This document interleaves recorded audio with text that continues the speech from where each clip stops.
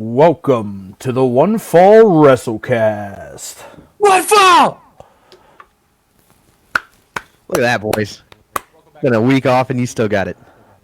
Hey, that's what I'm talking about right there. Gentlemen, first of all, Happy New Year. Happy New Year. Happy New Year, sir. So, what did everybody do for the holiday? Played video games and watched wrestling and drank beer. This isn't beer. That's fair. What about you, bud? Pretty much the same. Not a lot of stuff going on. Basically, Valhalla has consumed my life, and I want to be done with it, man. How many hours to Valhalla are you? Because I got it. I'm like 25 hours in. Probably, without looking at the save file, I know the last time I looked at it, it was 60. Jesus. And that was the last time that we had done a podcast together, so probably like 80 at this point. What are you trying to platinum it? Yeah. Oh. Are you serious? Oh, yeah. Yeah, that'll happen. Yeah. That's gross. Okay. Mm-hmm. All right. No, I'm not even close to anything being I've probably got maybe a dozen achievements out of the 50 or whatever it is. It's 52. Yeah. I've got like 8. You crazy kids in your video games. Oh, I'm just gonna finish it and put it down. 40 hours. I'm gonna be done. Do it. Put it away and just sell that shit. Don't even leave it in your house. It's terrible. I'll probably leave it. I like it. It's a good game. Oh no, not terrible in that way. I guess I should say it sucked my soul. Oh, I'm no longer me. I am now Ivor of the Raven Clan. Ivor of the Raven Clan. Yeah, I like Ivor of the Raven Clan. I don't know. Is your Ivor a boy or a girl? I went with the boy. Actually, so because you can switch in game. I went with the boy first, and then I switched for a little bit, and I didn't like it as much because she didn't have a beard to play, and I couldn't. It was like I missed out on an entire cosmetic, and I was you went back to the beard. So basically, you went from using me to using Derek, and then back. Yes. Actually, I lost the Lady beard. Derek. Right, Lady Derek. Yep. Yeah, it's looking good there. I'm more mustachy now. Yeah, you look like an 80s porn star, pal. Yeah, baby. At least I won't have any Me Too movement shit against me, so I'm safe. No. Hey, look, did anybody Me Too Ron Jeremy? No, they did not. That's a fair statement. So, actually, yeah, they did. So, you know what's cool? 2020's over, and nothing, knock on wood, super bad has happened. However, the end of the year was a sucker punch. Was it not? Sure was. I'm sure by now everybody knows that the wrestling world has lost one Jon Huber, also known as Mr. Brodie Lee, and formerly known as Luke Harper. All right. Wow, man. That was a tough one. 41 years old.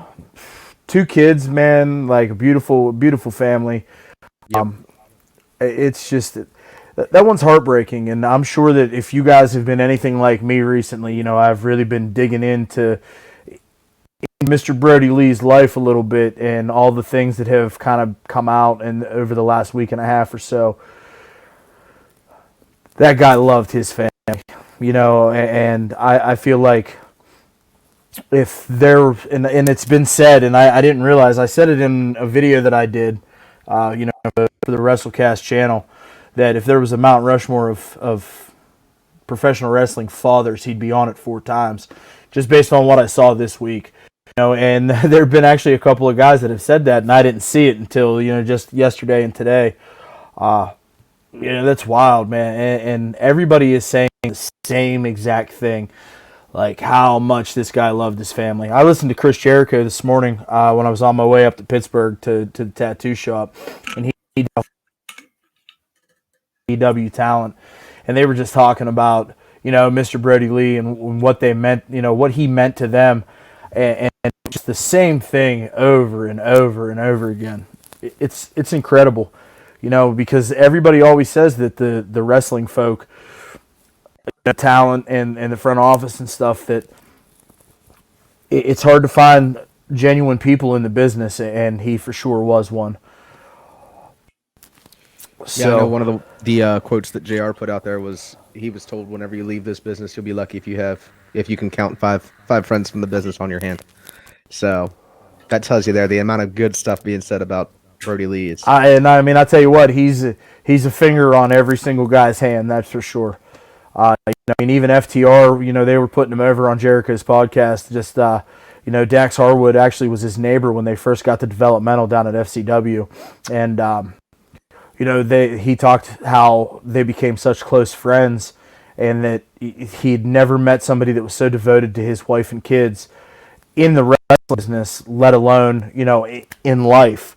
So it's wild, man, and it's absolutely crazy, absolutely crazy. Well, what really stands out to me, obviously everybody talks about how much he loved his wife and kids and everything, but he seemed to me to really be two things. One, he was like the wrestler's wrestler. He was like one of those guys that like literally everybody in the back liked, and that seems to be the case with just the outpouring of support. Because, by no means was he ever like the top tier superstar, at least pushed that way, unfortunately. And it's really crazy to see, because like as rough as 2020 was as far as losing wrestlers and losing people in general. I mean, people die every year. Wrestlers, particularly, every year there's like, 15, 20, 25, whatever wrestlers that died this year, and there's a list. And I don't know that 2020 was particularly worse than, any other previous year as far as an average of wrestlers passing away. But this really was kind of shocking in a way that, like, one, nobody knew he was sick.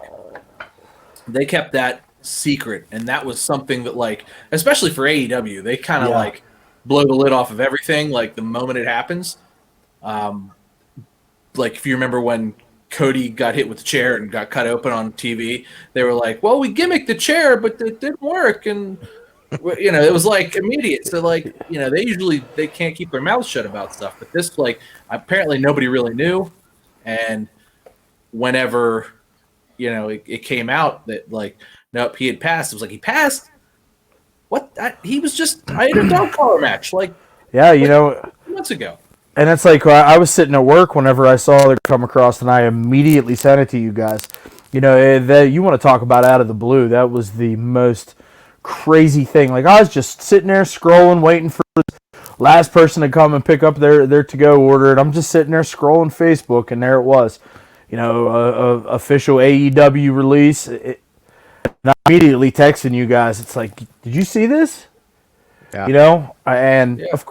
Man, like, I got into a little bit of a back and forth in one of my Facebook groups, with a member in there talking about, it's got to be COVID, it's got to be COVID. Well, like, that's an easy excuse.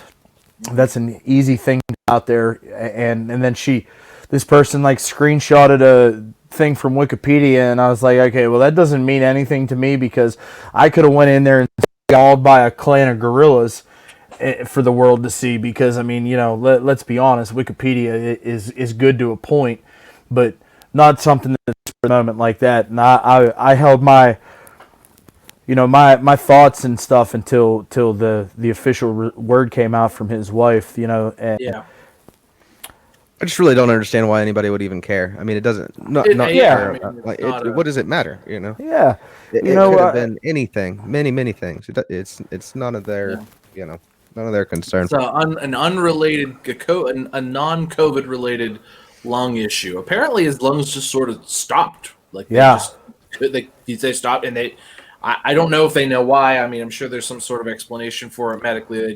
The family just doesn't seem to want to have much public, and you know what, and that seems to be the whole storyline, amongst this, is that, Mr. Brodie Lee didn't want anybody to know that he was sick. He didn't want anybody to know that he was in the hospital and that he was dealing with this. And his wife has, met his wishes and made sure that it's been kind of sneaky and shady. And that was the big thing. He didn't want it to be public because he didn't want all the publicity. He wanted to kind of just do his thing, and if he was going to kick out, he was going to kick out on his own. He didn't need everybody to know what was going on, and I think that's why it was such a shock, because apparently the AEW roster's known about this for a couple of months, and right. And Well, that was apparently there were a few people that knew, like Cody knew. I guess some of the assistant vice presidents knew, but apparently a lot of the boys didn't know. Well, actually, when I was listening to Jared's podcast today, that was in tribute to him, they actually announced it to the boys about a month and a half ago. Yeah. Oh, they did. They were, in FT, at this particular point when Jericho was talking about it, FTR and Christopher Daniels was in there, with him talking about it. And Christopher Daniels is the one that said, I'm really proud of our guys for making sure that they kept this a secret, and because that's how respected Brodie was. That's crazy, then. Yeah, so I mean, big ups to AEW and the roster, for making sure that they kept that, and I'm sure it's been difficult for all of them, because again, universally loved and respected, and I even mentioned in the, the video thing that I did about my opinion of Mr. Bruce Mitchell from Pro Wrestling Torch. That Jim Ross, even on his podcast, had said that he had never met somebody that was so universally liked amongst peers, not just in the locker room, but in the front office as well, as Mr. Brodie Lee. He said he can't remember anybody that was so important to the boys since Owen and Eddie. So that gives you a little perspective on what that guy was like behind the scenes. Yeah, that's what kind of always blew my mind about him particularly. It seems like at least his entire run has always sort of been like he starts to get a push in some way, shape, or form. He would start, and then like something would happen, somebody would get injured. I mean, the most recent that I can think of is with the Bludgeon Brothers, when it was him and Rowan, and they had the tag team titles and they were just killing everybody, and they were being put over like monsters. And they should have been. And well, they were. I mean, but then what? Rowan tore a bicep, and Luke Harper at the time was like, "All right, well, I got to get this wrist thing taken care of. He's going to be out. I'm going to do this." And then it came back, and it was all gone, and it fell apart. And it's just like that seems to be to me like that sort of the story of where he would get there, and then something, and that's super unfortunate, because it always seemed to me like he was one of those guys that could have been like the Drew McIntyre. Like there's no reason he couldn't have been, a multiple-time WWE champion. And honestly, I don't have a doubt he would have eventually, held the big title in AEW for sure. Well, that's what I was getting at, is that like it seemed like he came into AEW. And, if you remember, like back earlier in 2020 when he did, there was a lot of speculation because he came in as the leader of the Dark Order. And there was a lot of speculation of because Matt Hardy came in about the same time. And they're like, they actually debuted on the same show. Yeah. And, so the thought was going to be, well, maybe Matt Hardy would be, because Matt Hardy's a weirder guy. And maybe, Brodie Lee wasn't necessarily that fit. However, Brodie Lee was known, and this was a guy, pre him being sick, pre him dying, he was always kind of known as a guy who could be given chicken shit, and he would make chicken salad out of it. And at that moment in time, if you remember, the Dark Order was just like, they were a joke. Because, that was the whole thing that was going on with the fake punches on Dustin Rhodes. It was awful. Yeah. I mean, it was they shoved them down your throat every week, and I'm sure at that point Cody and everybody just looked at him and said, "All right, look, Matt can get himself over. I don't think Matt can get these guys over. Brodie, get these guys over for God's sake." And you know what? Looking back on it, he turned that thing around. Mission accomplished. For sure. Jesus, jinx. Anyway, right? Anyway, so he was just one of those guys that he could take something that sucked, and it became cool. It was not cool. Those dudes were losers. No, other than the internet videos, promotional videos of join Dark Order. Blah, blah, blah. Listen, the vignettes were great. Don't hate on the vignettes, but As What I'm far as saying. like the in-ring piece, That was. But I'll I mean, be honest, fellas. I do miss the Evil Uno human chair entrance. I really do. I brought this up the other day in that was kind our of funny too. conversations. Well, but it's Yeah, like it was whatever just happened to funny. those guys? They fired them. Remember, that was the guy that Cody thought was creepy. Remember? He was right. in those segments. Yeah, we were just talking about that. But He so probably was creepy. He's probably like, I want to be the one that Evil Uno sits on. but back to Brodie Lee, it really felt to me like it was like he was like, all right, I'll get these guys over, and we can feud for the TNT title, which he held the TNT title for a little bit. It should have maybe been a longer run, but obviously things didn't pan out, and they're that way. But that was great, and that was a great segment. That was like those segments with him and Cody, particularly for me, were the bright spots of AEW at that point. Those were like that, and then whatever the Jericho and or MJF segment was, that was like, okay, I don't need to watch all 2 hours of this. I just want to see these segments and move on with my life.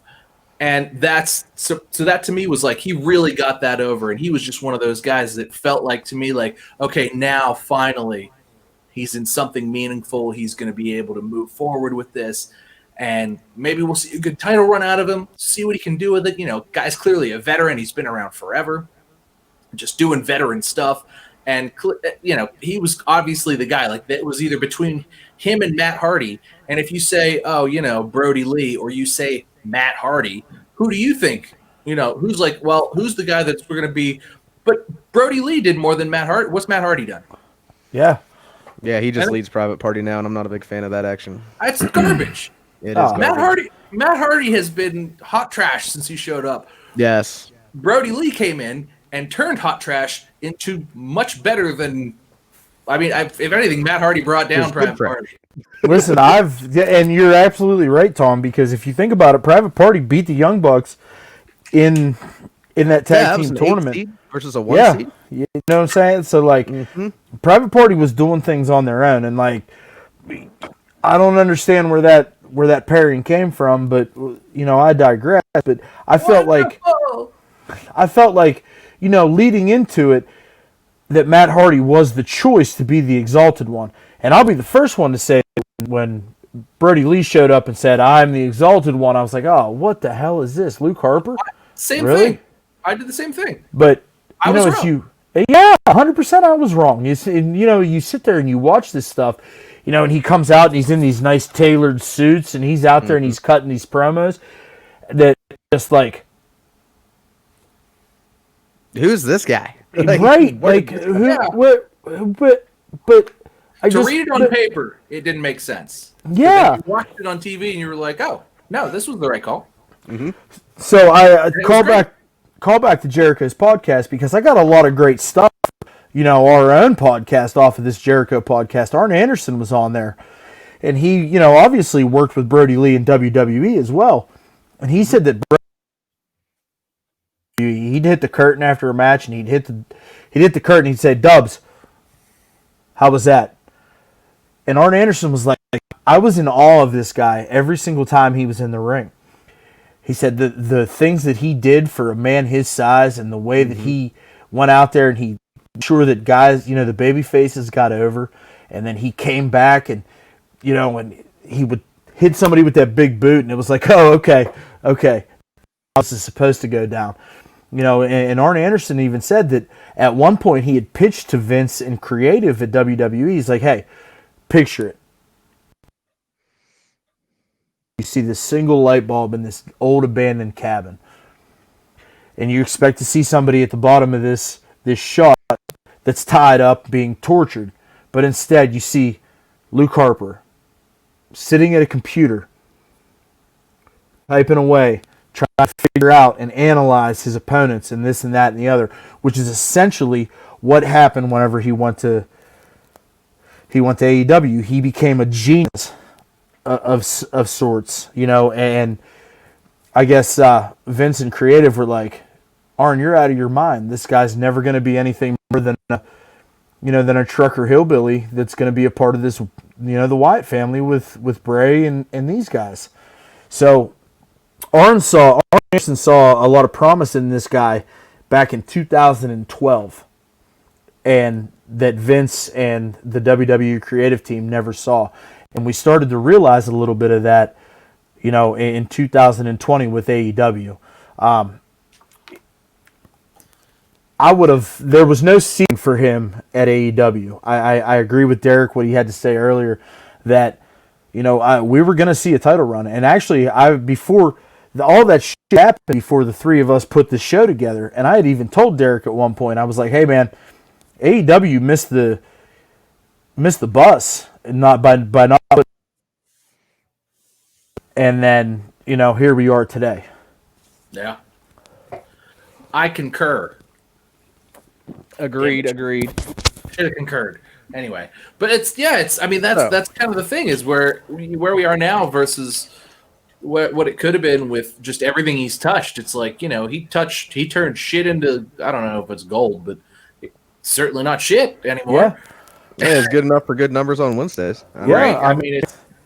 I'm tuning in, which obviously I'm biased, but I'm always tuning in. But I'm just saying, it was a thing to tune in for. Like, I was shutting off the Dark Order, and then it was like, oh wait, Brodie Lee's out. Let's leave them on. And that was another thing that was addressed on Jericho's podcast too, because obviously, he had some Dark Order guys. He had Stu Grayson, he had Evil Uno, John Silver, and they were talking about a lot of that stuff, and it was like, we were a joke. John Silver said we were a joke. Nobody cared about us, and Mr. Brodie Lee gave us credibility, and now we're to the point where moving forward, we want to make sure we're honoring his legacy. The whole thing was that we were this cult following behind this one exalted man, behind the exalted one, and the whole premise of our gimmick was that we were going to be made better, and we're there. We've hit that because of Mr. Brodie Lee, and he said if the Dark Order continues, that it's going to be taken a little bit more seriously, because his legacy depends on the fact that the Dark Order continues to be successful. So I mean, that's big time shit. Like, yeah, I would not want to be in Tony Khan's position on this one, as far as how do you continue this, and do you install a new leader at this point? Do you? I mean, I think you got to let it marinate for a few weeks, because, you just lost this guy. Like, this man just passed away. And, the internet community is already out there saying, oh, I think Adam Page needs to be the new leader of the Dark. Guys, pump the brakes. Like, that's not going to happen. But a dude that is genuinely loved amongst his peers has just passed away, and we're worried about a wrestling storyline? Yeah, you don't just throw in a new dude. I think you just give it. I mean, luckily, honestly, if it does happen, I think the obvious choice is was he going by Eric Redbeard now? He might not. He would be good. I mean, is he in? He's not in AEW. I don't think that he's officially. He did not sign a contract. He just appeared at the tribute show because they have been so, like, they're genuine friends. Like, well, they were tag team partners for like what, 6-7 years or something. Yes. It was. I mean, they rode together for the meat of their career. Basically, their WWE career. Yeah. Yes. So, yeah. I mean, they were. Were they on NXT together? The Wyatt family started to come together in NXT. Yeah. I thought that might have been the case. Sans Braun Strowman, obviously, but like that all came together in NXT. He wasn't really in the Wyatt family too super long either. No, but I mean, Randy Orton cup of coffee in the Wyatt family. Yeah. So, but here's my question that I have for you guys. Okay, so one thing I want to touch on before we move further with this was, how do you think WWE handled the passing of Jon Huber? Terribly. I mean, see, I'm of two minds in this, because one, I was going to say the same thing. There's kind of two ways to look at it. I was thinking, hoping, I would have liked it, and I think it would have been good on them had they done the 10 bell salute, the 10 bell thing, and just have a little segment thing just let everybody walk out. Instead, that he just got like sort of the plaque. Which I get it. I guess he's not an employee. He wasn't really a huge part of WWE, but I feel like that maybe would have meant more to the boys than anybody else. And with nobody really in the arenas, I don't see why they didn't. It seems like a no-brainer to me. I'm not saying they had to dedicate like all of Raw to him or something like that. But No, they didn't need to do that. But there was absolutely no reason why they couldn't have had one, a 10-bell salute.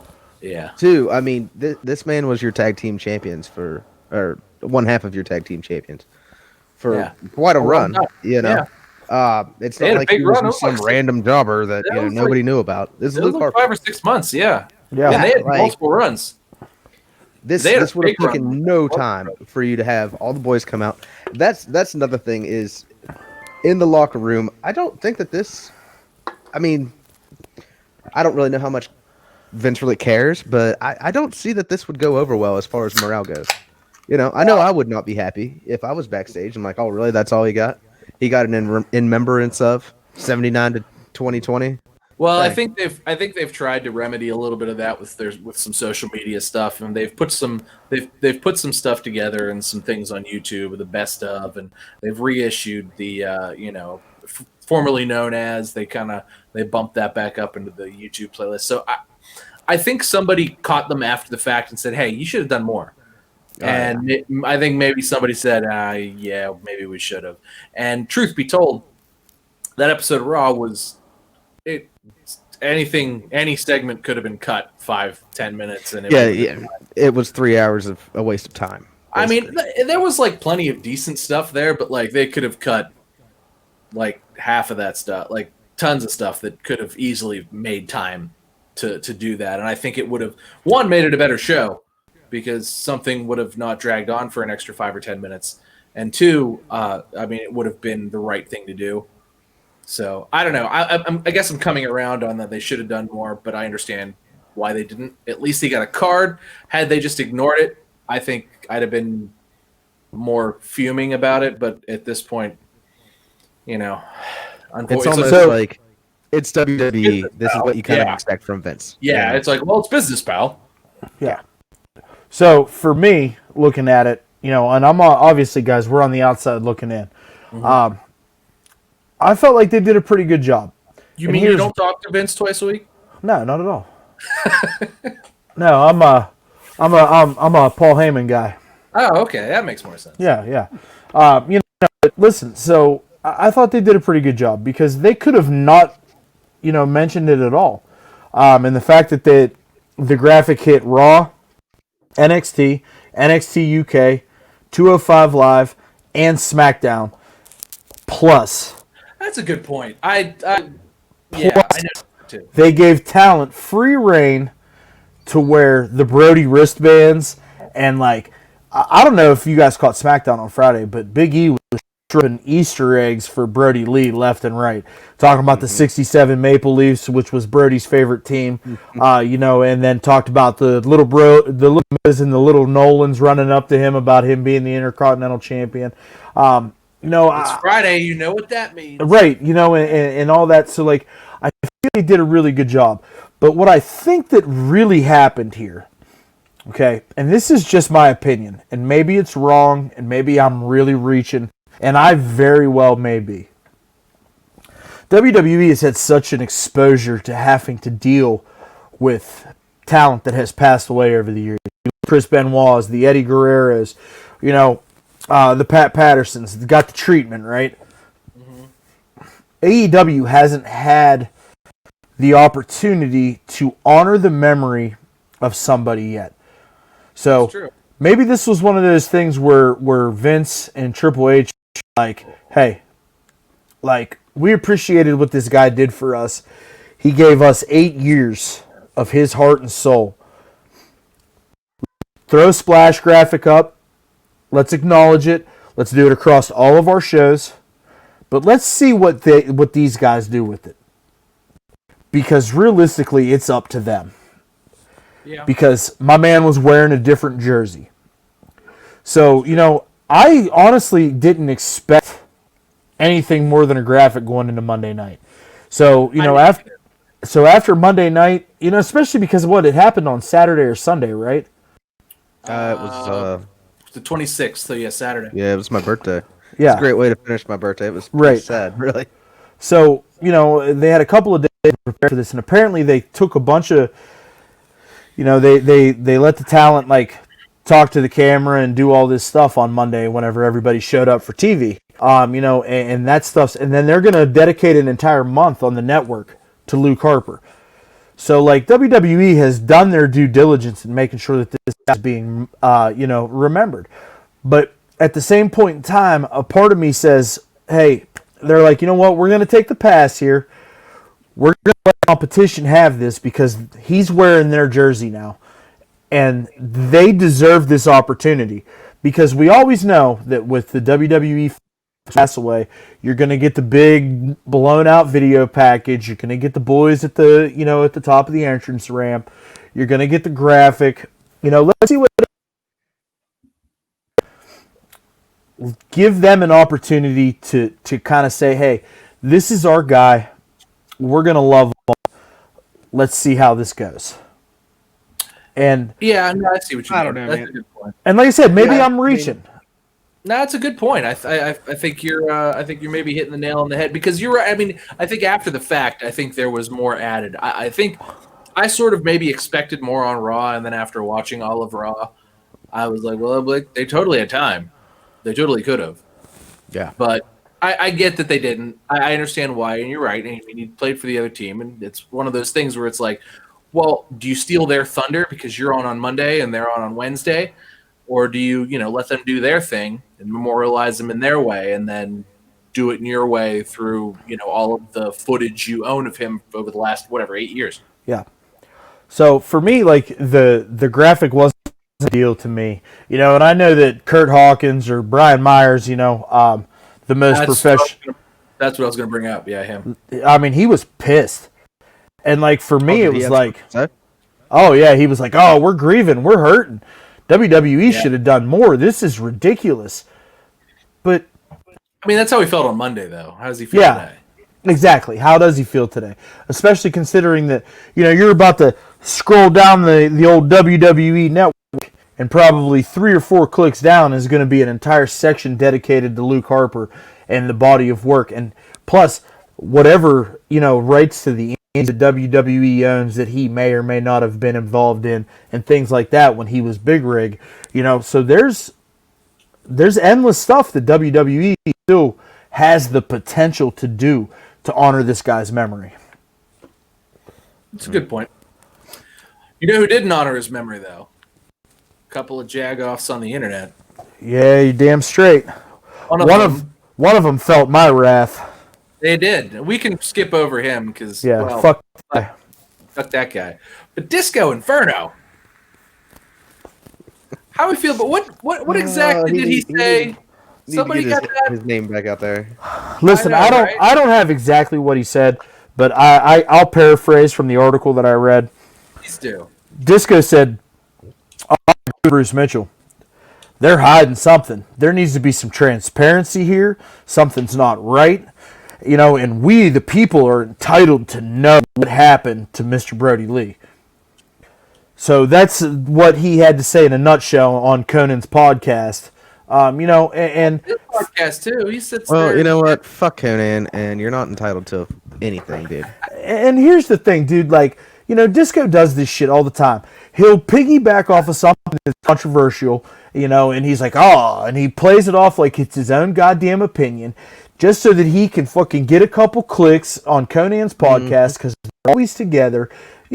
Disco, listen, people might listen to you, might be a little bit more inclined to listen to you if you actually did something with your fucking career, pal. Right?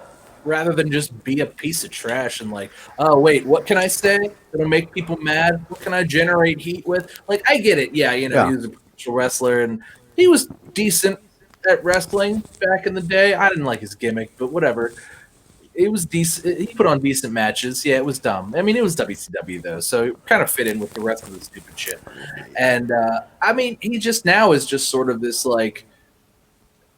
pot stir kind of like, God, it's like That's it. He's most of the time I just ignore him because it's like, and that's I feel like how everybody kind of approaches him because he doesn't have anything useful to say. It's never. He's a Cornette. At least Cornette has some things useful to say from time to time. Oh, God, I think it's way different. I think he wishes he was corny, and he's not corny at all. He's like he sees what happens when corny pisses somebody off, and like it gets him a lot of publicity, and it blows up on Twitter. And he sees somebody brought that connection up. And he sees that happens, and he's like, "Oh, well, I want to do that." But the difference is when Cornette does it, he genuinely feels that way. Oh, yeah, he definitely does. When Disco does that, he's just going, "Wait, what's going to make enough people mad that if I say it, they'll be mad at me on Twitter?" Because Cornette doesn't care, but Disco wants you to be mad at him, and that's the difference. And that's why Corny's a better heel than Disco ever was. And that's the thing, like, Corny even put Brodie Lee over on his own podcast. Absolutely, he did, yeah. And it's just, Mr. Controversy himself, Jim Cornette, has even come out and said, yo, this guy was phenomenal. Like, so you're just dogpiling on one journalist. You're dogpiling on his opinion. Now, listen, and I've said this, and I told you guys, I felt like Bruce Mitchell's article was very well written. And his words were very carefully chosen. But he's still an asshole. Yep. Yeah. And you know what? I don't feel bad that the guy got fired. If you would have wanted to have waited 2 weeks to release this article, maybe it wouldn't have hurt so bad. 12 hours. 12 hours. It's like, exactly. I gotta start typing now. And now, how does your editor let this go through, though? And that's what I want to know, too. My question for them, like, how does that get to that point? Seriously, someone has to have read this and passed it along and said, yep, we're going to. Wasn't it on the internet, though? Nobody reads things that go up on the internet. But here's the thing, guys. Okay, so across, like, wrestling journalists, right? Yeah, that. Journalists. Two people come to mind. Dave Meltzer, Brian Alvarez. Right? Yeah. They're both douchebags. Okay? I mean, they're at least, like, they have insider connections. And yes. Dave Meltzer can't talk for the, like, I don't understand how people listen to him on a podcast because he just trips over his own words. And it's like listening to Vic Joseph on Wednesday nights. A little bit, yeah. But, I mean, for the most part, Bruce Mitchell is one of those guys that was, like, kind of respected as a wrestling journalist because he was always one of the good guys. And then you go and you release a fucking piece like this, and everybody's just like, oh. No. We're done with you, pal. Well, you just can't. I mean, here's the thing: is you just can't take. Brodie was one of the boys, and I think that was one of those things that was very apparent from everything prior to his death. If you considered yourself some sort of a wrestling journalist, or at least somebody who follows wrestling and knew who he was, you knew that he was one of the boys, and that the boys really loved this guy. And so to immediately jump out there and want to be, and kind of do that, oh, we need to know, and all that, like, that's not, first of all, none business. It's not, one, it's not your business. Two, exactly. The boys are not going to take that well either. No, they didn't. Because they know that if it was their situation, not only is it a guy that they really love, they know that if they were in that same situation, they wouldn't want that out on them either. So that's what's going to... I mean, he sank his own career by like, well, if you feel this way, I'm not talking to you. Yeah, nobody's going to talk to him at this point. I would, yeah. I hope you enjoy other hobbies because you're going to need to write about that from now on. Yeah, maybe comic books. You can talk about them. So here, this all leads me into, I have another question. And Derek, I'm going to go ahead and start with you. How do you feel that AEW handled the Mr. Brodie Lee tribute? It couldn't have went any better, man. Like it was above and beyond what I expected, to be honest with you. The little touch of actually having Dark Order in every match and them going over in every match, that was pretty nice. Well, actually, I didn't even catch on to it till the third or fourth one. It's like, I get what I you're had doing here. I had read an article that Brodie Lee's son, Brodie Jr., Right. had actually written that card. I Those were actually matches heard he something wanted similar. to see. I'm not sure though if it was all of them. I know for a fact the final main event was Yes. because apparently 10 is his favorite of the Dark Order, which was a cool thing that I found out. Well, I've seen some pictures on Instagram of 10 hanging out with the Huber family, unmasked and like playing PlayStation and shit. Like, that's some cool stuff, man. It was some good stuff. It really was. Honestly, just the raw emotion that was in that episode, it was so palatable. Like, I mean, it was very obvious that this man was huge in the back, and just all the little things, like for instance, Anna Jay putting the 99 by her eye. I'm guaranteeing that's going to go ahead and be a sticking point from now on. I guess he gave her that because she was, well, that was Wayne Gretzky's number, of course, and he considered her one of the great ones. He really felt like she needed a push and that she was going to be something one day. And as we saw, I think that was not at all my match of the week, but it was a decent match. There was parts of it that were pretty cringy. Penelope We'll get Ford into that. not wrestle. All right. But We'll get into that. We're So, for AEW right now. we got the 10 bell. I'm happy about that. That was deserved. Got the Dark Order all the way through. Definitely liked it. And then little Brodie -1. He got a spot with MJF mid match there, so that was very cool. It was cool to see the family involved. I wish that the younger Brodie Lee's son Nolan would have been a little older to been able to participate and all, because I think that was probably good for his son to have a night of fun, because you could see that. Yep. There was times whenever he was definitely upset, but there was times that he got to forget about what was going on for a minute and just really for enjoy sure the moment. So That's tough. yeah, good Tom. overall. Well, I mean, Derek touched on everything during the show. I thought that was all.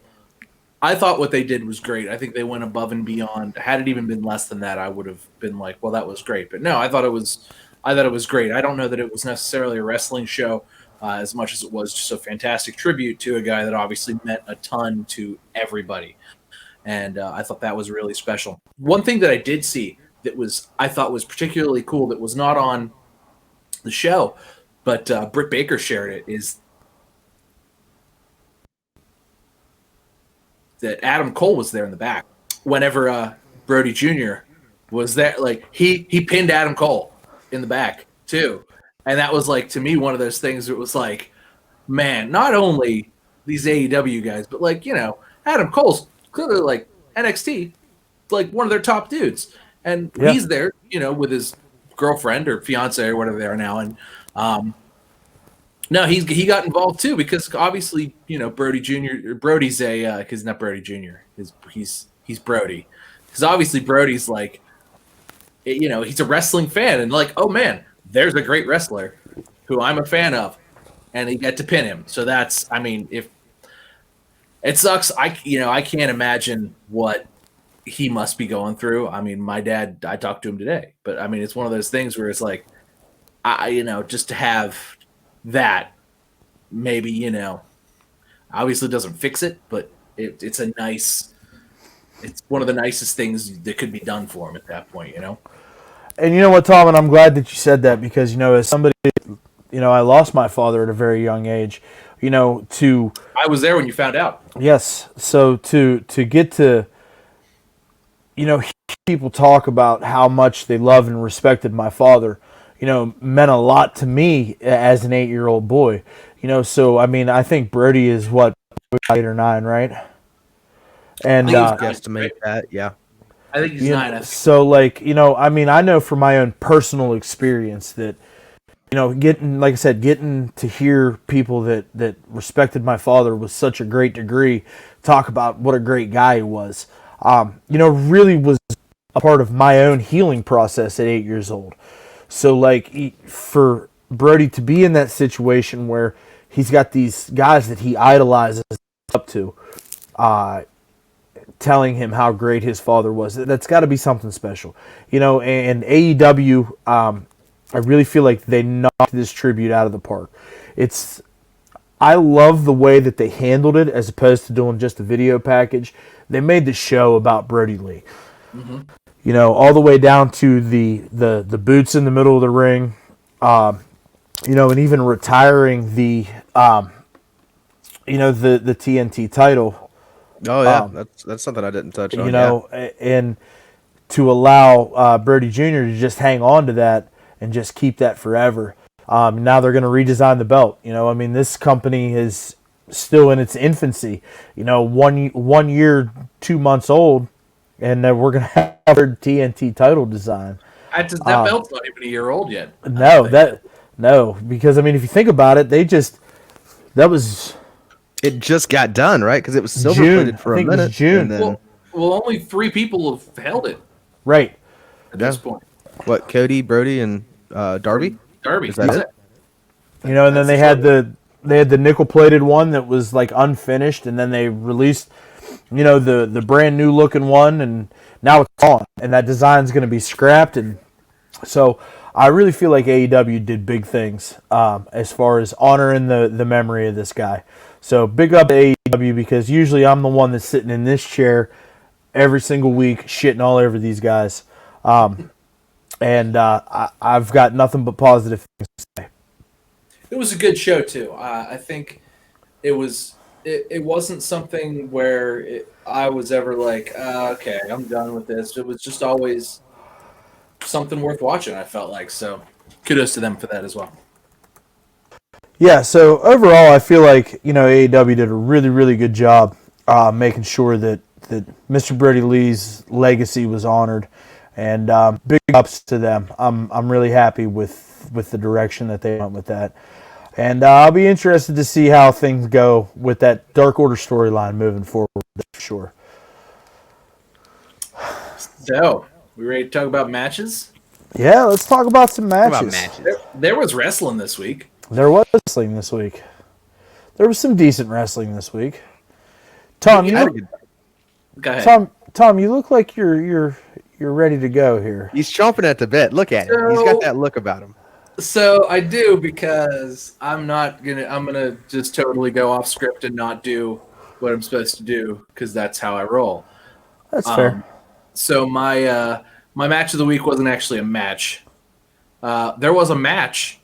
Ooh, see what I did there? Teaser. Ooh. Anyway, so what I thought was the best couple of things that were like essentially segments that sandwiched the rest of what was otherwise a meh Raw show, was Randy Orton and Alexa Bliss. Now, there was no Fiend in this show. What had happened was Randy Orton came out, cut a promo. Alexa Bliss came out, chirped at him. Later on in the show, Randy Orton goes to the Firefly Funhouse while Alexa's swinging on a swing in the ring, being all creepy. But she immediately gets upset. This was incredible, by the way.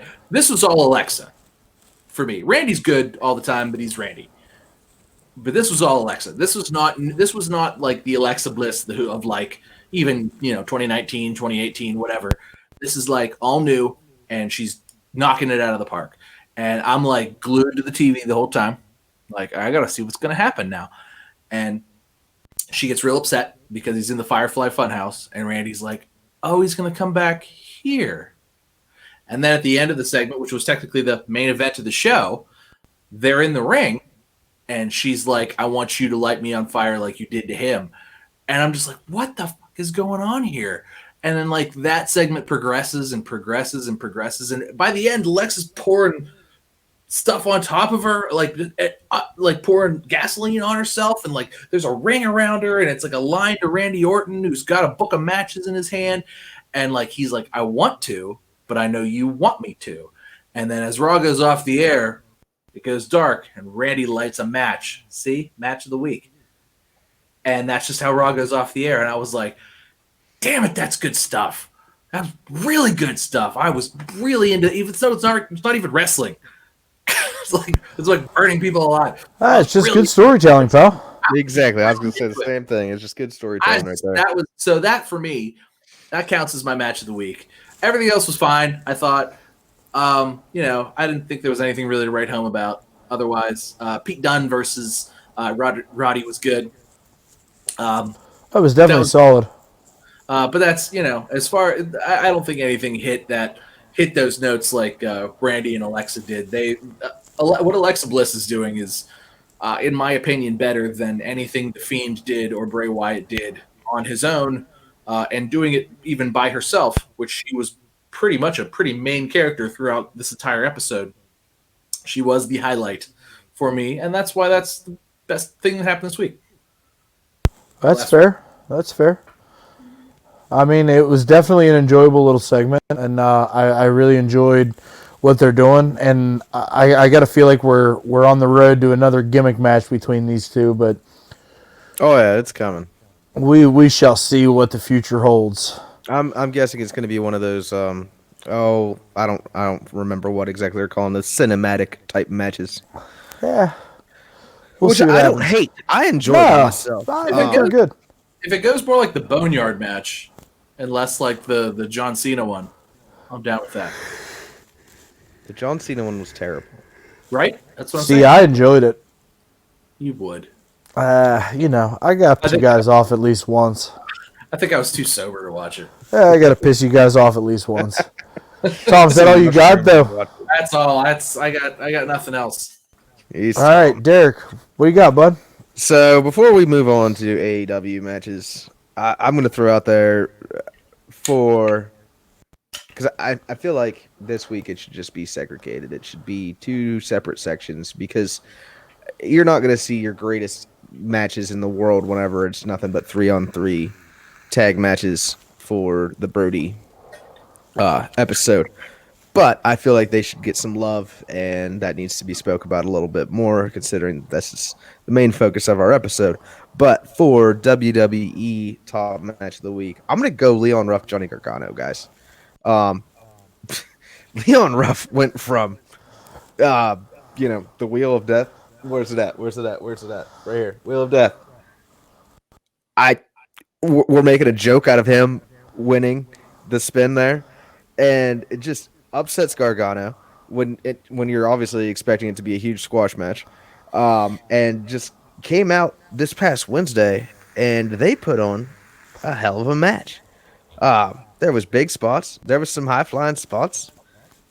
Shit looked like it hurt.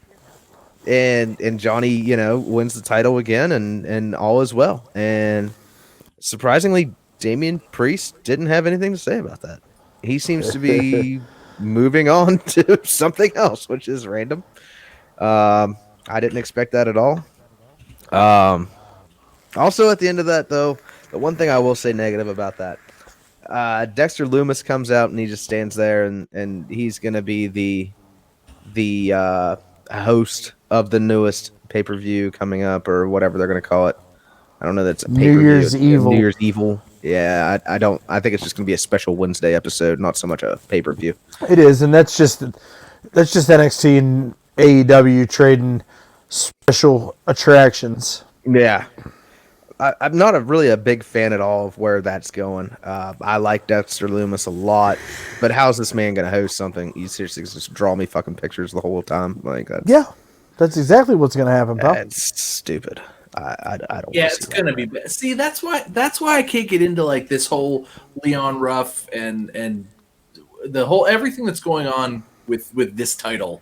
It's been not for me since like Adam Cole lost it. This is the way, Tom. This is the way. Yeah, I heard it is the way. They will show you. Notice I didn't buy that T-shirt. Although it's not yet. Mine is in the mail. Buy one of those. At least I hope so. Who knows? The post offices. I feel bad. Yeah. For them. God bless the post office. Yeah. Right. So, for AEW stuff though, I had to write it down because I'm terrible with names. I didn't want to screw any of this up. Boys, John Silver, Hangman Adam Page, Alex Reynolds, MJF versus MJF, Santana Ortiz.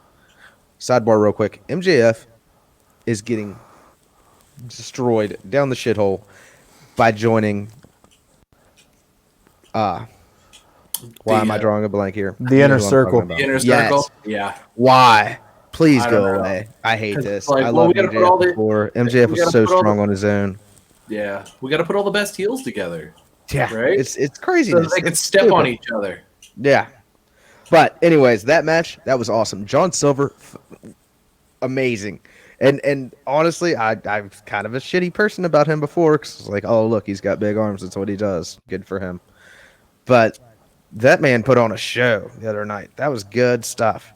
He just went pinballing through everybody. It reminded me of like Brooks Orpik in the '09 playoffs. Like, it was good stuff. But the one thing that bothered me about that is you've got JR up here shitting on him for his ring attire, which was a copy of Brodie Lee's ring attire. And for a moment there, and I think, Walt, you brought this up in the chat before, maybe? Or maybe it was just somewhere else I'd read about it. But that Jericho kind of dogpiles on him there. And then once he realizes what's going on, he's like, he just shuts up about it. But JR just keeps going. Oh yeah, he looks like a trucker. He looks, that it looks stupid. Blah, blah, blah. Like, no. Yeah, JR definitely picked the wrong time to kind of nitpick at it. I mean, I'm not going to disagree with JR. He definitely looked like he was wearing some overalls, but I mean, Mr. Brodie Lee had those tights and that ring jacket made for John Silver for an episode of BTE, which was, John said it was well over $1,000 for all that stuff, so that they could do one segment on BTE where John Silver acted like Mr. Brodie and had the matching ring attire and stuff. So I mean, I was good with him wearing it and him trying to, throw some love, Mr. Brodie Lee. It's just unfortunate that JR missed the ball on that one. Yeah, that episode made me a John Silver fan for life, for sure. That was good stuff. That's one of those reasons why AEW kind of could use somebody in the back going, "Hey, shut up! They're doing this. That's the Yeah.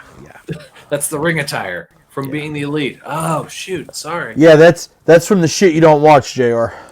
Yeah. It's for a thing you don't watch. Shut up. People watch that.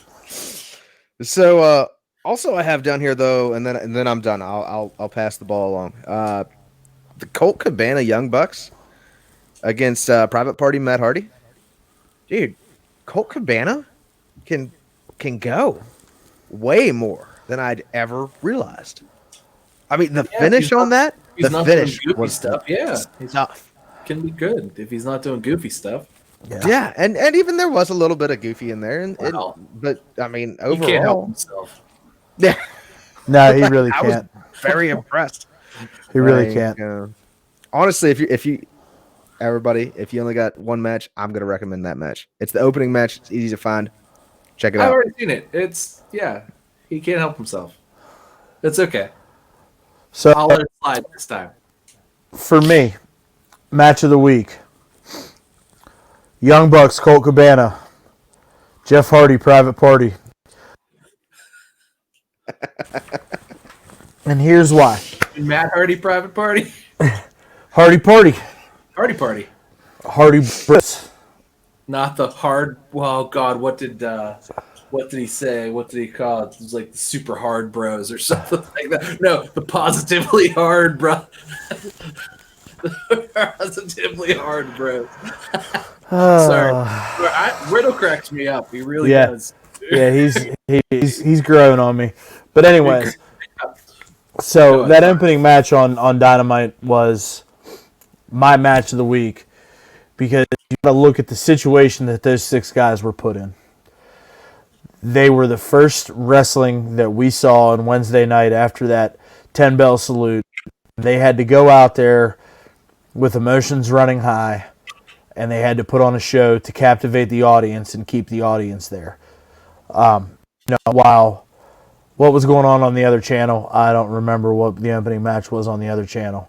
But regardless, they were put into a really spot where they had to go out there and they had to, put on a show and keep the audience there. And I think they delivered. I'm not on the Young Bucks.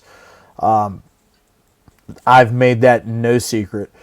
But they went out there and they did their thing. You saw a lot of tandem trio stuff between Colt Cabana and the Young Bucks. And actually, one thing that I had noticed, I'm going to agree with Derek on this, was, Colt Cabana's looking good, man. He's trimmed down a little bit. It's definitely noticeable that he's putting in some work away from the ring. He looked phenomenal.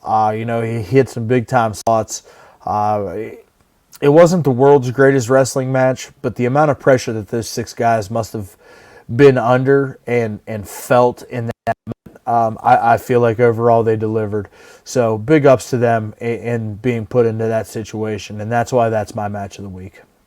Makes sense. It's a good match. I'm going to have to agree with you, Walt. That was a good match.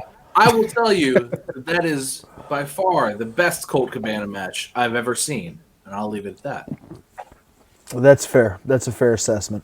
Yeah, that's fine. We'll accept your assessment. Accept me. You can like AEW. It'll be fine. I want to like it. I really do. So, gentlemen, man, I'm glad that we got to take a week off, hang out with our families, and do all that fun stuff. What are we going to talk about anyway? Yeah, Tom, you said it best. WWE pretty much phones everything in from Christmas to New Year's. So, we'll see what happens here next week. And hopefully both companies put something in front of us that are going to make us eat that chicken teriyaki. We got the Rumble coming up, boys. I can't wait. Listen, the Rumble's like my favorite event. Oh, my God. It's like, it's so, it's the best thing. So, Rick, off script, who's your number one Rumble surprise coming? Shayna Baszler.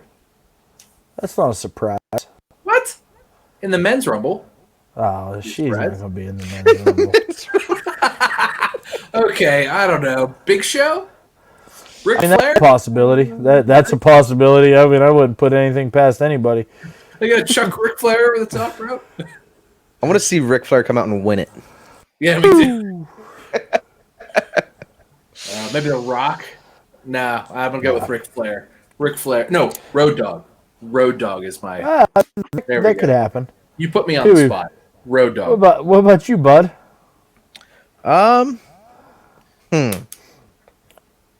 So, I guess playing off of the women in Royal Rumble matches, I'm going to go with Tessa Blanchard. That would be sweet. But not in the men's Royal Rumble, of course. We're going to stay traditional and put her in the women's Royal Rumble. I'd be down for that. Yeah, I can see that happening. I don't know where she is right now. I don't think anywhere. I think she's in Mexico. I don't believe she's signed, though, right? Like, No, Triple A doesn't really keep her locked down. Yeah. No, yeah, Mexico's her, that's her physical location. Mm-hmm. Yeah, I don't, she's not signed anywhere. Yeah. I'm good with that. So for me, here we go. You guys ready? Booker T. I'd be down for that. Did you see the look on his face? Little spinneroonie? Or actually, we probably didn't see that yet because that was happening earlier tonight. But I saw a meme online of Booker T looking pissed behind Hulk Hogan. Like, he still is not... he's not forgiven Hulk Hogan yet. That's fine. Can you dig that, sucker? Neither is the Iron Sheik. No, and that's been Bubba. years and years and years, Bubba. Happy New Year to everybody except for Hulk Hogan. Back make you humble. All right, gentlemen, let's take it home here. As always, we would love for you to follow us on social media at one. That's ONE.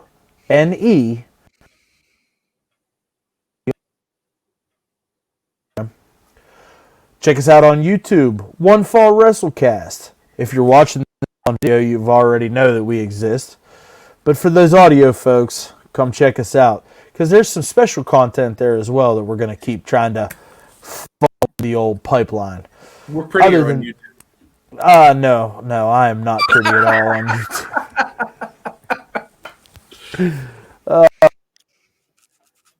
is made for radio, pal. Nothing? Not going to give me no love? No, peace out. No. Okay, that's messed up. But anyways, we appreciate you guys hanging out and listening to us. It means a lot to us. We're having a lot of fun doing it, so we're going to keep it going. So, until next time, it's all love. Thanks for hanging out. One Fall WrestleCast. See you next week. See you next week.